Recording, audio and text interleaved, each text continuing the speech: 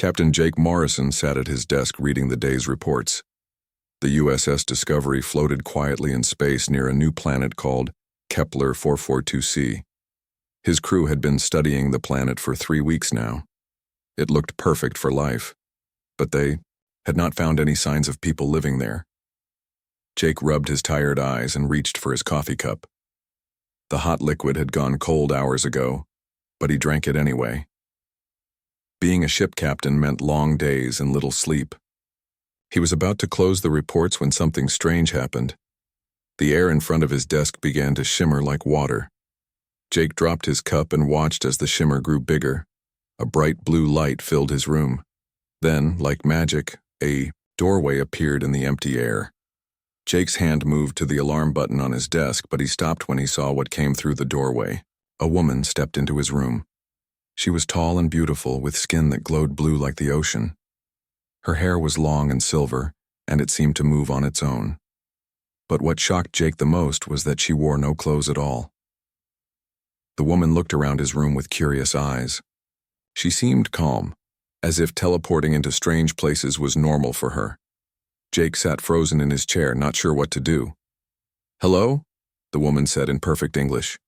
Her voice was soft and musical. "I am Zara of the Luminary people. I hope I am not disturbing you." Jake's mouth fell open. He had trained for first contact with aliens his whole life, but nothing had prepared him for this. You speak English," he said.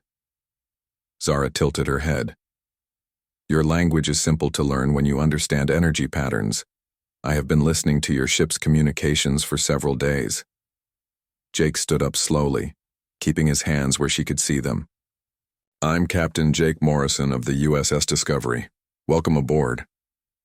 He tried to keep his voice steady, but his heart was beating fast. Zara smiled, and her blue skin seemed to glow brighter. "Thank you, Captain Morrison. I come in peace to learn about your people." Jake looked around his room and grabbed a spare uniform from his closet. "Here," he said, holding it out to her. "You might want to put this on." Zara took the uniform and examined it closely. She held the fabric up to the light and rubbed it between her fingers. Her face showed complete confusion. "What is this made from?" she asked. It's clothing," Jake said, wondering if she was joking. "You wear it to cover your body." "Cover my body?" Zara asked. "Why would I want to do that?" Jake felt his face turn red. For modesty and protection from the cold." Zara continued to study the uniform. She seemed amazed by the simple fabric. "This is incredible," she said. "How do you create such material?" "You don't have clothes on your planet?" Jake asked. "We have never created anything like this," Zara said. "What is it made from?" "Cotton and synthetic fibers," Jake explained. "We grow plants and make materials from them." Zara's eyes grew wide. "You create protection from plants?" She looked at the uniform like it was the most amazing thing she had ever seen. Jake slowly reached for the communication button on his desk.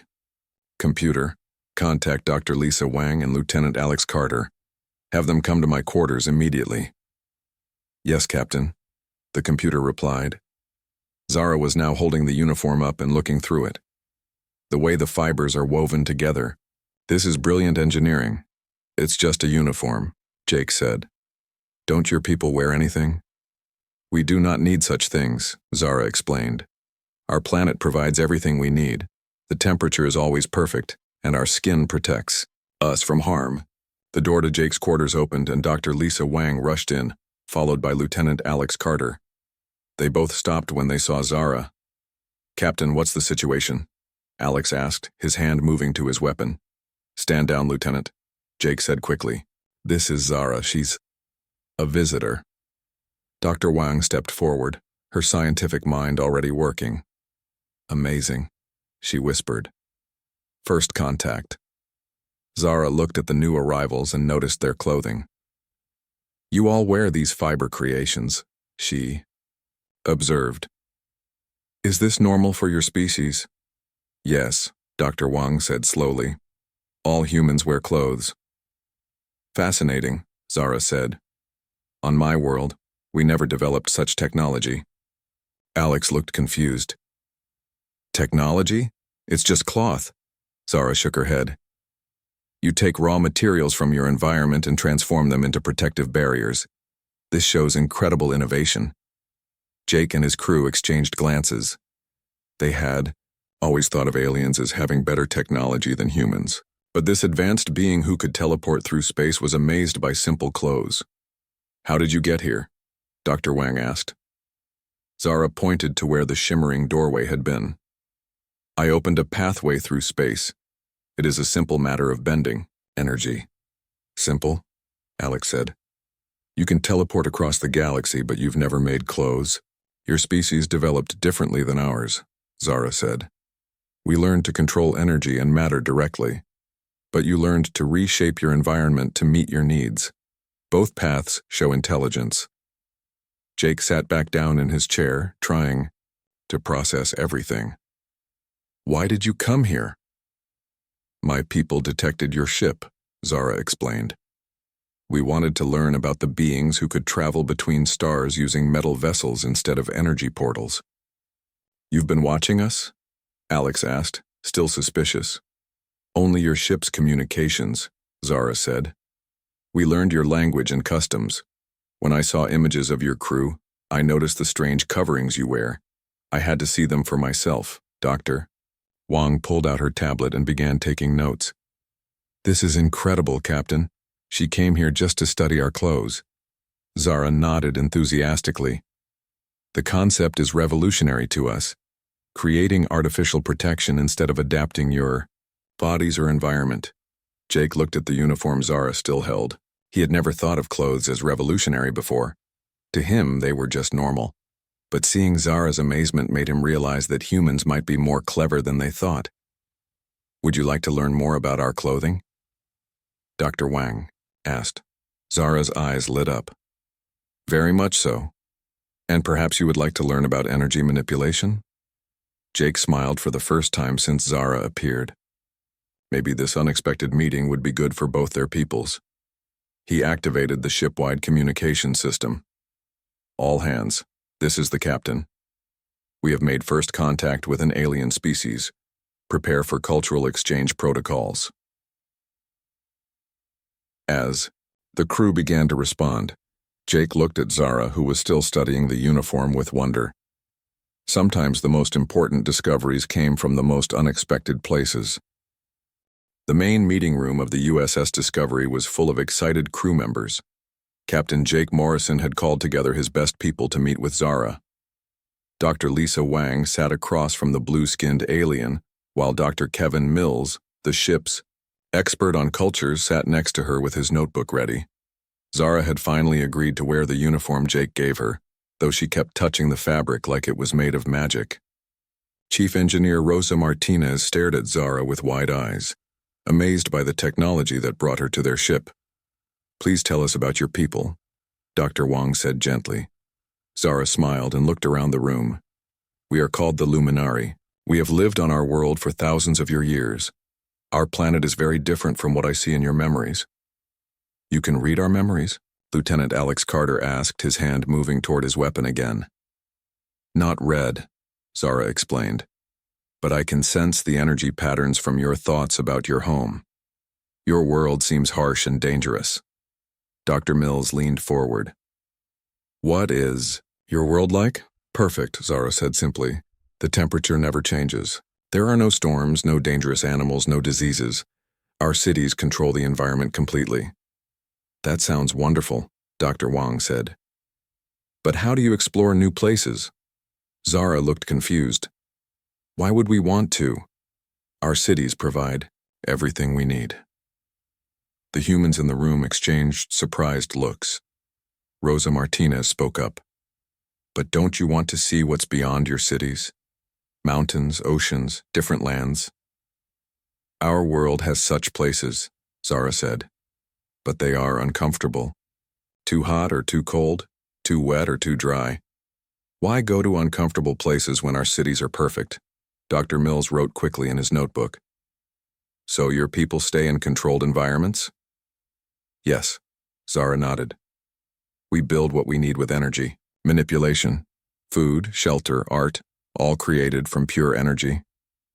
Jake had been listening quietly, but now he spoke. Show us this energy manipulation. Zara stood up and held out her hand. The air above her palm began to glow.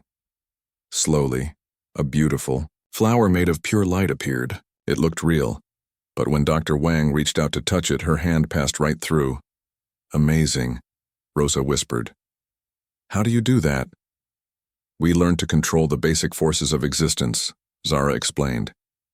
Matter, energy, space, they are all connected. We can reshape them as needed. The flower disappeared and Zara created a small bird of light that flew around the room before fading away. The crew watched in wonder. With power like that, you could build anything, Rosa said. Why haven't you explored space before now? We had no need, Zara said. Our world gives us everything. But when we detected your ship, we became curious about beings who travel in metal vessels instead of opening space portals. Dr. Wang held up a piece of cloth from her pocket. And you've never made anything like this?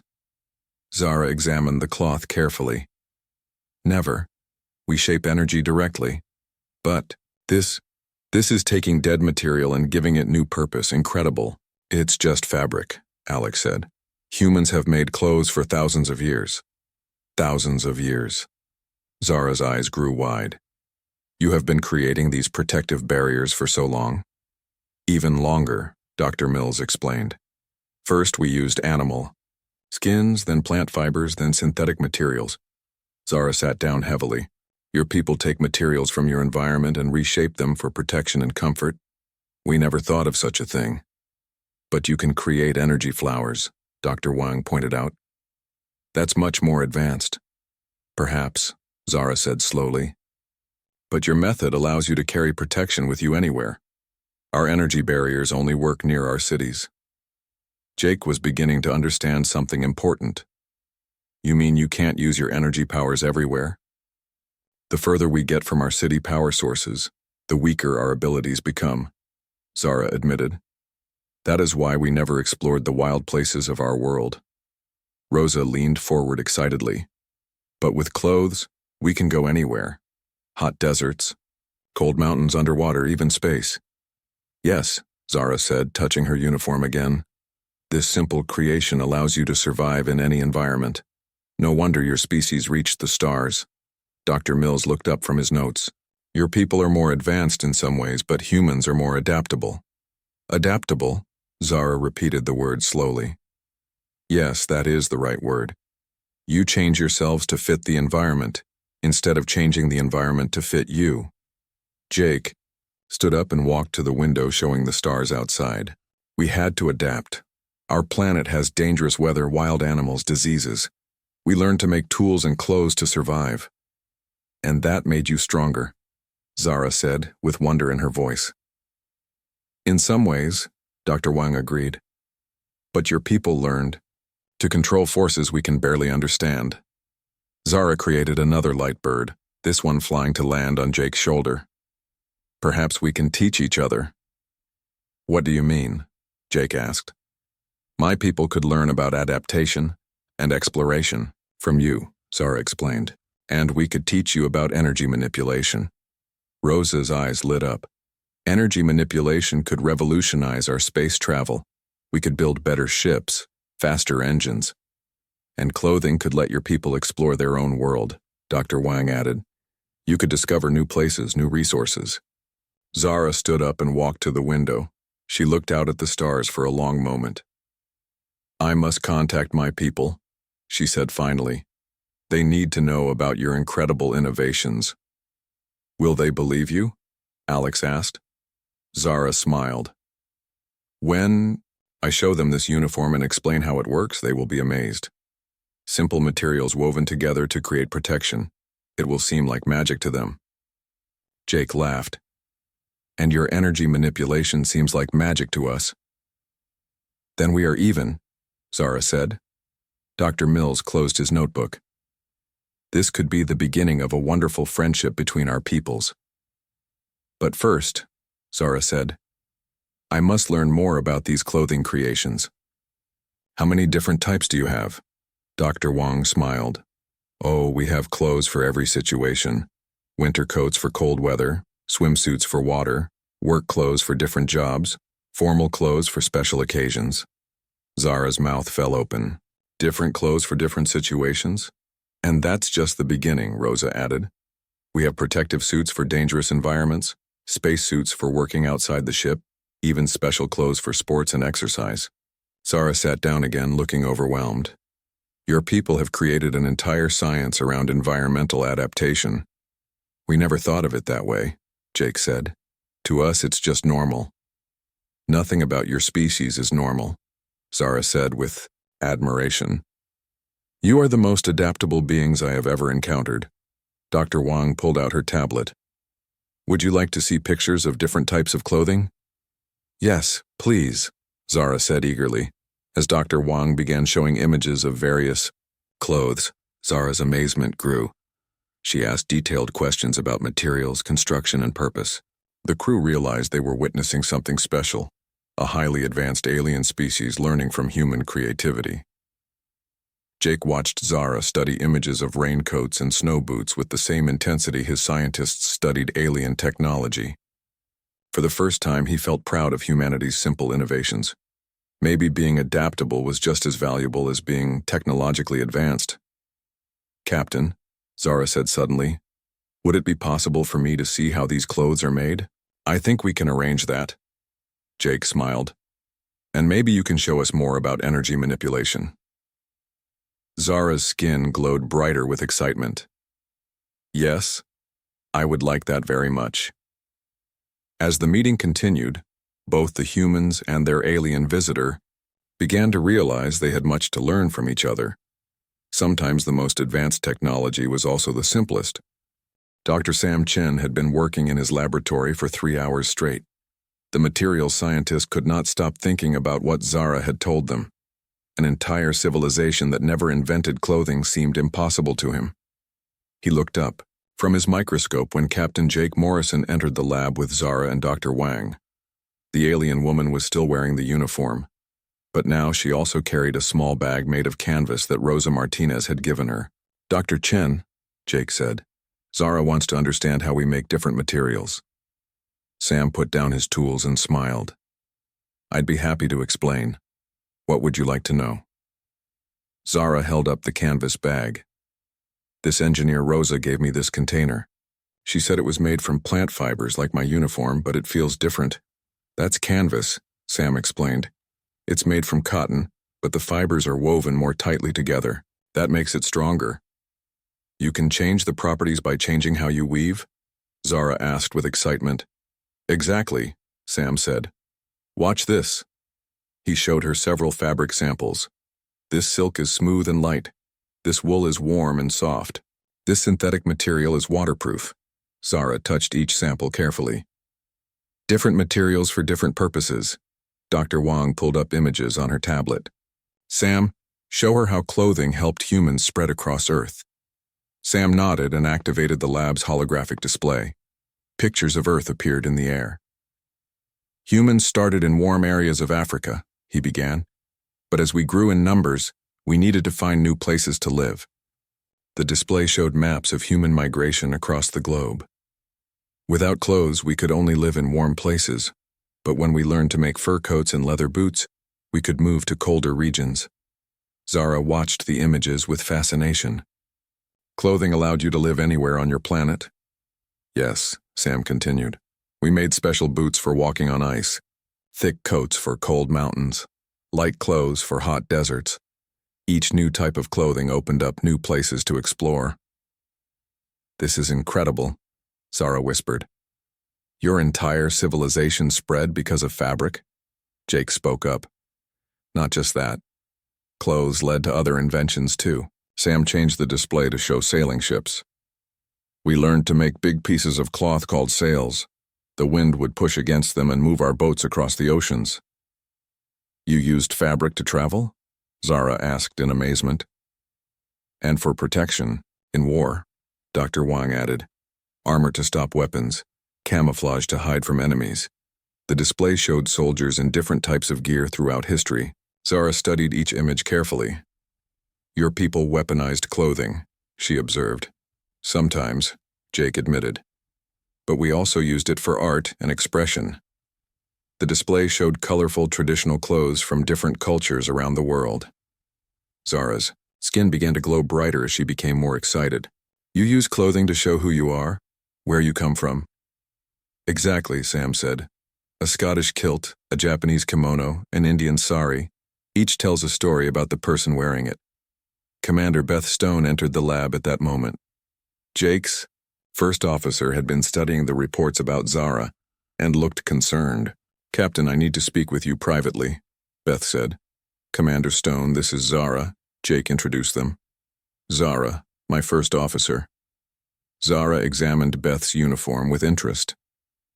Your rank is shown by the markings on your clothing, she observed. Yes, Beth said, surprised. How did you know?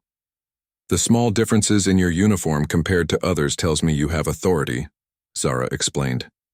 Another use for clothing, showing social position. Beth looked at Jake with worry in her eyes. Captain, we need to discuss the implications of this contact. But Zara was already asking more questions. Do you have special clothes for dangerous work? Sam grinned and pulled up images of hazmat suits, spacesuits, and deep-sea diving gear.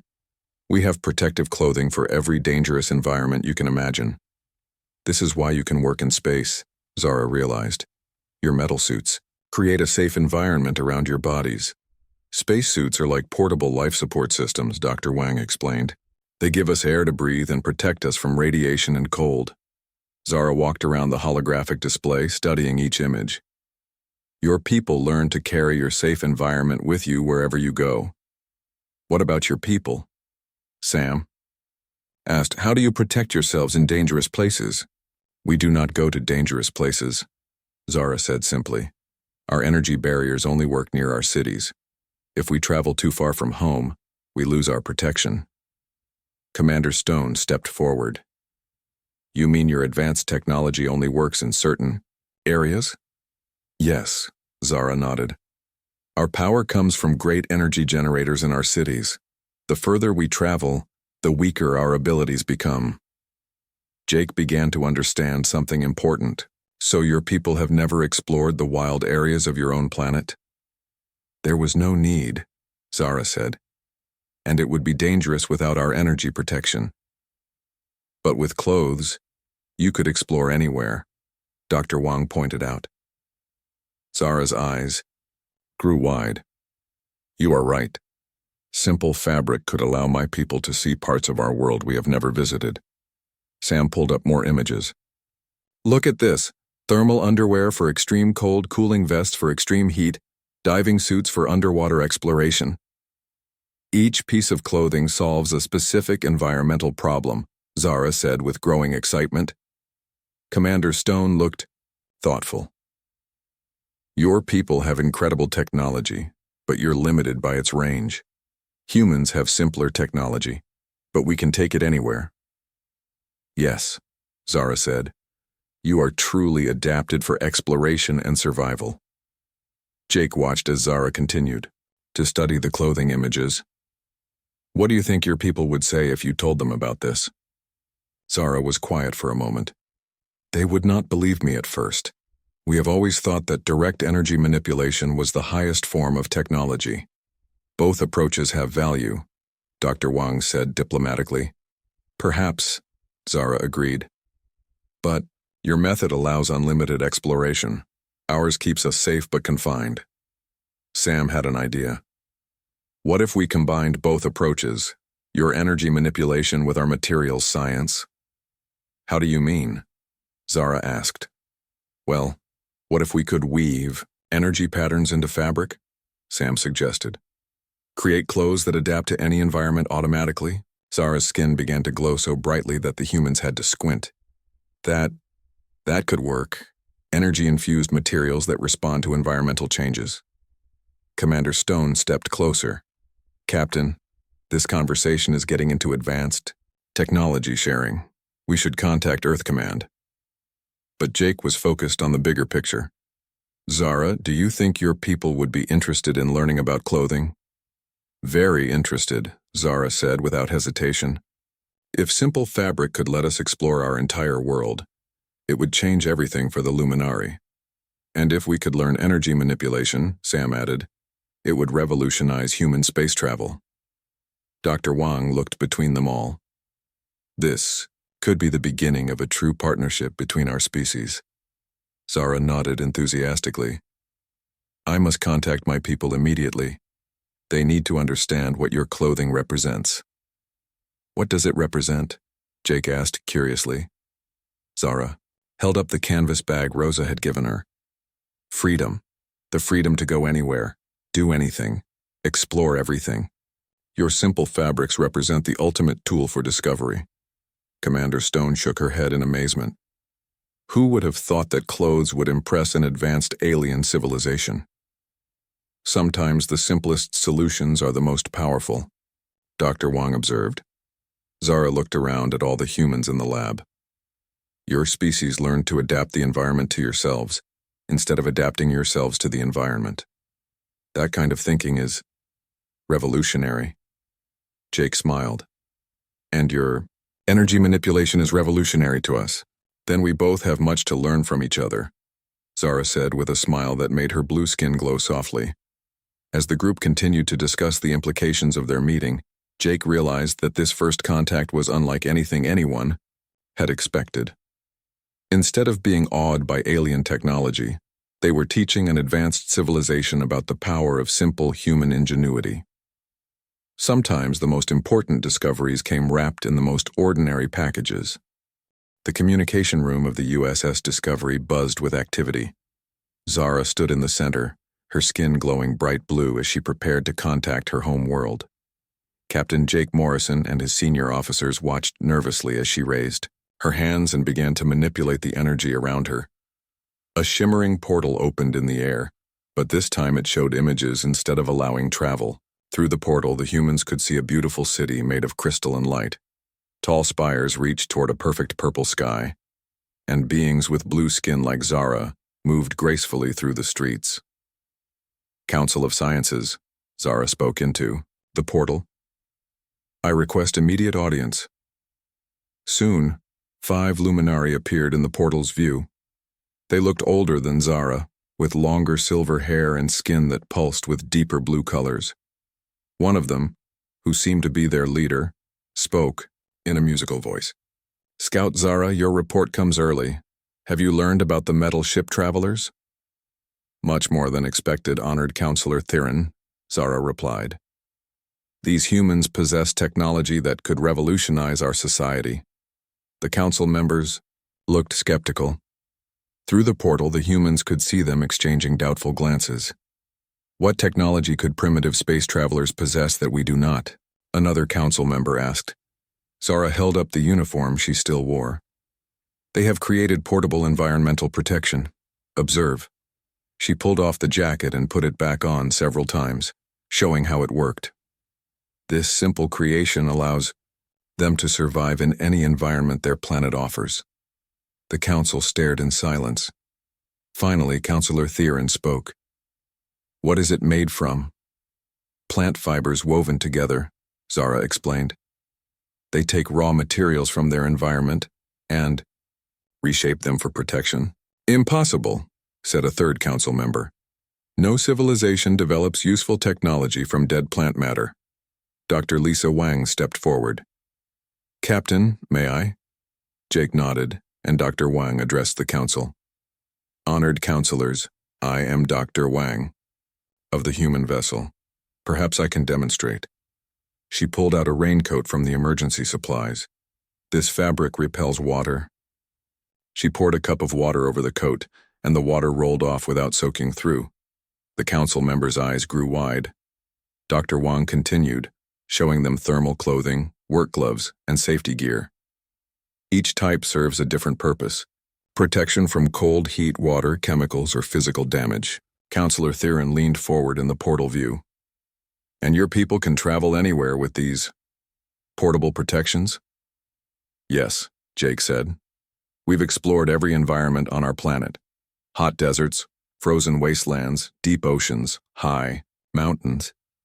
Our clothing adapts to each challenge. The council began talking excitedly among themselves in their musical language. Finally, another council member spoke. Scout Zara, are you certain this is not some form of energy manipulation? No energy at all, Zara confirmed. Pure material science. They reshape matter without any power source.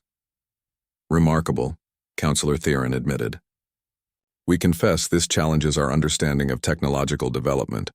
At that moment, another communication signal came through to the USS Discovery. Commander Beth Stone looked at her console with concern. Captain, incoming priority message. From Earth Command. Put it through, Jake ordered. A new screen activated showing Admiral Patricia Hayes at Earth Command headquarters. Her stern face looked even more serious than usual. Captain Morrison, your first contact report has caused quite a stir here. You're dealing with beings who can manipulate space and energy at will? Yes, Admiral, Jake replied. But they're peaceful and interested in cultural exchange. Admiral Hayes looked at Zara and the portal showing the Luminary Council. I can see that. What concerns us is the technological gap. What could Earth possibly offer a civilization that advanced? Before Jake could answer, Counselor Theron spoke from the portal. Admiral Hayes of Earth Command, I am Counselor Theron, of the Luminary Science Council. Your captain's people possess innovations that amaze us. Admiral Hayes raised an eyebrow. How so? Zara stepped forward. Your people have learned to carry environmental adaptation with them. We have never developed such technology. It's just clothing, Admiral Hayes said, confused. Just clothing, Counselor Theron repeated. Scout Zara, show them the implications. Zara walked to the ship's computer terminal and, with Dr. Wang's help, pulled up maps of the Luminary homeworld. The planet showed vast areas marked in red. These are regions our people have never explored, Zara explained. Too cold, too hot, too dangerous. Our energy barriers cannot protect us far from our cities. But with clothing technology, another council member added, we could explore our entire world for the first time. Admiral Hayes looked stunned. You've never fully explored your own planet? We never needed to, Counselor Theron said.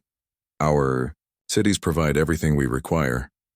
But now we understand that limitation has cost us knowledge and resources. Jake stepped forward. Admiral, they're offering to teach us energy manipulation in exchange for material science and clothing technology. Energy manipulation could revolutionize our space program, Chief Engineer Rosa Martinez added. Faster ships, better life support, advanced manufacturing. Admiral Hayes looked thoughtful. What exactly are you proposing? Counselor Theron spoke. A formal exchange program. Human engineers would teach our people about environmental adaptation. In return, our scientists would share energy manipulation principles. Both our civilizations would benefit, Dr. Wang added.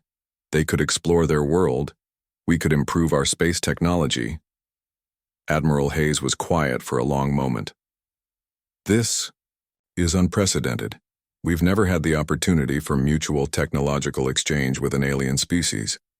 They're not just sharing technology, Jake pointed out. They're sharing knowledge and understanding. This could change how we think about development and progress. Through the portal, the Luminary Council was having their own discussion. Finally, Counselor Theron turned back to them. We have decided. The implications of portable environmental protection are too important to ignore. We formally request a cultural and technological exchange with humanity. Admiral Hayes nodded slowly. I'll need to discuss this with the Earth Council, but I'm inclined to approve. Captain Morrison, you're authorized to begin preliminary exchanges. Thank you, Admiral, Jake said. Zara's skin glowed brighter with excitement. This is wonderful. When can we begin? Dr. Sam Chen, who had been listening quietly, spoke up. We could start with basic materials science. Show your people how to grow and process natural fibers. And you could teach us basic energy manipulation, Rosa added. Maybe help us improve our ship's power systems. Counselor Theron smiled, an expression that made his blue skin shimmer. We will send a delegation immediately. Our best scientists will learn your clothing technologies. And we'll prepare a team to visit your world, Admiral Hayes said. This could be the beginning of a new era for both our species. As the communications ended and the portal closed, Jake looked around at his crew. Everyone was smiling with excitement and anticipation. Well, he said, I guess we're about to make history. Zara walked up to him, still touching her uniform with wonder. Captain Jake, I want to thank you. Before today, my people thought we had reached the peak of technological development.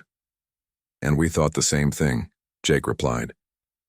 Turns out, we both had room to grow. Dr. Wang looked at her tablet, already making plans. We should prepare a comprehensive demonstration of human textiles and their applications. And I should contact our agricultural specialists, Sam added. Growing, cotton and other fiber plants will be new to them. Zara nodded enthusiastically. And we will prepare demonstrations of energy manipulation. Your people will be amazed by what is possible. Jake looked out at the stars through the ship's windows. You know what I find most interesting about all this? What's that, Captain? Beth asked. We came here looking for new worlds to explore. Instead, we found a new way to think about exploration itself. Zara tilted her head curiously. How do you mean? Your people focused on mastering energy and creating perfect environments, Jake explained. We focused on adapting ourselves to imperfect environments. Both approaches led to incredible achievements. And now, Dr. Wang added, we can combine both approaches and achieve even more. As the crew began planning for the historic exchange, Jake realized that sometimes the most important discoveries weren't about finding new technologies, but about finding new ways to think about the technologies you already had. The simple act of offering clothes to a naked alien had opened the door to a partnership that could change both civilizations forever. 6 months had passed since Zara first teleported into Captain Jake Morrison's quarters. Now, as he stood on the observation deck of the USS Discovery, Jake watched something that would have seemed impossible before that day. Below them, on the surface of the Luminary homeworld, a mixed team of humans and Luminary were preparing to dive into the planet's deepest ocean. The Luminary team members wore specially designed environmental suits that combined human engineering with Luminary energy technology. Depth team, this is surface control, came Dr. Lisa Wang's voice over the communication system. All systems, look good for dive attempt. Jake smiled as he watched Zara lead the team toward the water. She wore a sleek diving suit that Rosa Martinez and the Luminary engineers had created together. The suit used human materials and design, but was enhanced with Luminary energy shields that would protect against the crushing pressure of the deep ocean. I still can't believe we're actually doing this, said Commander Beth Stone, who stood beside Jake at the window. Believe it, Jake replied. In 6 months, we've gone from first contact to joint exploration missions. The diving team disappeared beneath the surface, and Jake remembered how it all began. After the initial exchange, meetings, both Earth Command and the Luminary Science Council had approved a full partnership program. The first human delegation had arrived on the Luminary homeworld 3 months ago, led by Dr. Sam Chen and a team of materials scientists. Meanwhile, a group of Luminary scientists had come to Earth to study human textile production and environmental adaptation techniques. The results had exceeded everyone's expectations. Captain, came Rosa's voice from the communication system, the depth team has reached the ocean floor. They're reporting successful pressure protection and perfect mobility. Any signs of the underwater ruins they detected? Jake asked. Confirming visual contact with ancient structures. Zara's excited voice replied. The energy readings suggest these ruins are thousands of years old. We would never have found them without human diving technology. Jake felt a surge of pride. The underwater ruins were just one of many discoveries the joint exploration had made possible. Using human environmental suits, the Luminary had explored ice caves in their planet's polar regions, climbed mountains in volcanic zones, and even ventured into toxic swamps that had been off-limits for their entire civilization. Captain Morrison to the engineering deck, came another voice over the intercom. Jake made his way through the ship's corridors, noting how much had changed. The USS Discovery now had several Luminary crew members working alongside the humans. Their blue skin and silver hair had become a normal sight on the ship. In the engineering section, Jake found Rosa working with Kithara, a young luminary engineer who had become fascinated with human technology. They were standing in front of the ship's main engine, which had been modified with luminary energy enhancements. "Show him, Kithara," Rosa said with excitement. The luminary engineer placed her hands on the engine's control panel. Her skin began to glow, and suddenly, the engine's efficiency readings jumped by 30%. By combining human mechanical engineering with luminary energy channeling, Kithara explained, we can create propulsion systems far superior to either technology alone. "Impressive," Jake said. "How long can you maintain that enhancement?" "With the new energy storage cells we developed together, about 6 hours," Rosa answered. "We're working on extending that to days or even weeks." Jake nodded, amazed by how quickly the two species had learned to work together.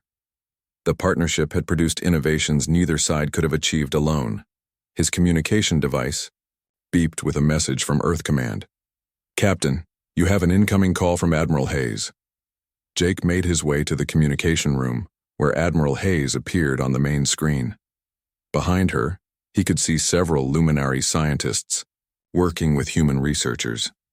"Captain Morrison," the Admiral said, "I wanted to give you an update on the Earth Exchange program." "How are things progressing, Admiral?" "Beyond our wildest dreams," Admiral Hayes replied. "The luminary scientists have revolutionized our manufacturing capabilities.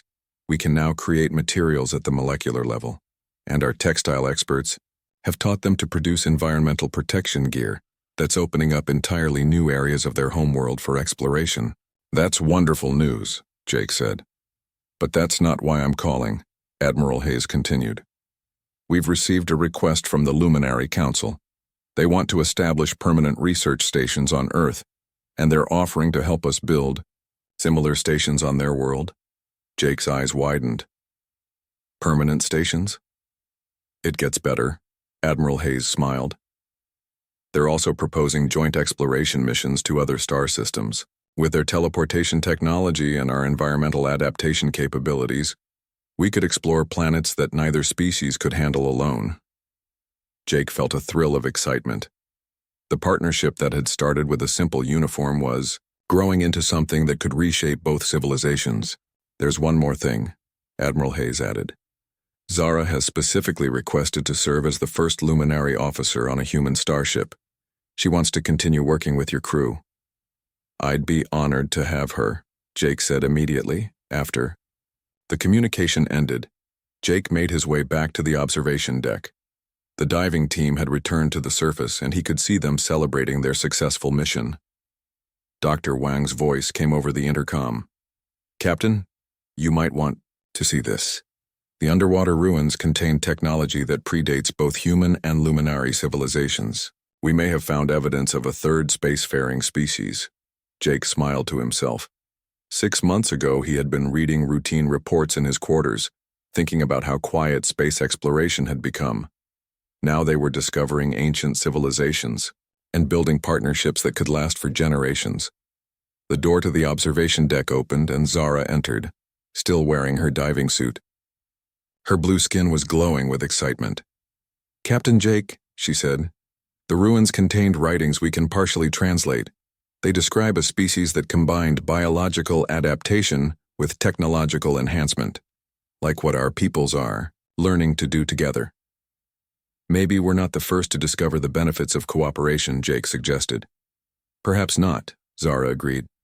"But we may be the first to survive it long enough to spread it to other worlds." Jake looked out at the stars visible beyond the planet's atmosphere.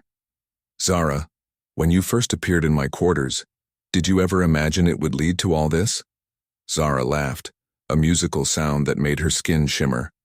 "I came to learn about clothing. I never expected to learn about the power of adaptation and cooperation. And I never expected to learn that humanity's greatest strength wasn't our technology, but our ability to work with what we have," Jake replied. Dr. Wang joined them on the observation deck, carrying a tablet full of data from the diving mission. "Captain, the preliminary analysis of the ruins suggests they were built by a species that combined multiple evolutionary paths. Sound familiar?" "Very familiar," Jake said. There's something else, Dr. Wang continued. The ruins contain star maps. They show the locations of dozens of worlds that might support life. Zara's eyes grew bright. With human environmental technology and luminary space manipulation, we could explore all of them. Jake nodded slowly. Admiral Hayes mentioned joint exploration missions. I think we're looking at the beginning of something much bigger than either of our species imagined. As they watched the sun set over the luminary homeworld, painting the sky in shades of purple and gold, Jake reflected on how much had changed. A simple act of offering clothes to a naked alien had led to a partnership that was already changing both civilizations. You know what I think about sometimes? Jake said to his companions. What's that? Dr. Wang asked. What if Zara had appeared, on a different ship, with a different captain? Someone who wasn't willing to share or who was too afraid of the differences between our species? Zara touched the fabric of her diving suit thoughtfully. I think about that too. If your people had not been so generous with your knowledge, my people might never have learned to explore beyond our cities. And if your people hadn't been so willing to share your technology, Dr. Wang added, we might never have learned that there are other ways to solve problems. Jake smiled as he watched the first stars appear in the darkening sky. I guess the lesson is that the most important discoveries happen when different people are willing to learn from each other. And when they're willing to admit that they don't know everything, Zara added. A communication chime interrupted their conversation. Captain Morrison to the bridge, came Lieutenant Alex Carter's voice. We're receiving a signal from an unknown source. It's not human or luminary. Jake, Zara, and Dr. Wang exchanged excited glances. Well, Jake said as they headed for the bridge, it looks like our education is about to continue. As they walked through the corridors of the USS Discovery, Jake realized that the story that had started with a confused alien examining a simple uniform was really just the beginning. The universe was vast and full of different species, each with their own unique solutions to the challenges of existence. And if humanity's first contact with the Luminari had taught him anything, it was that the most advanced civilizations were the ones willing to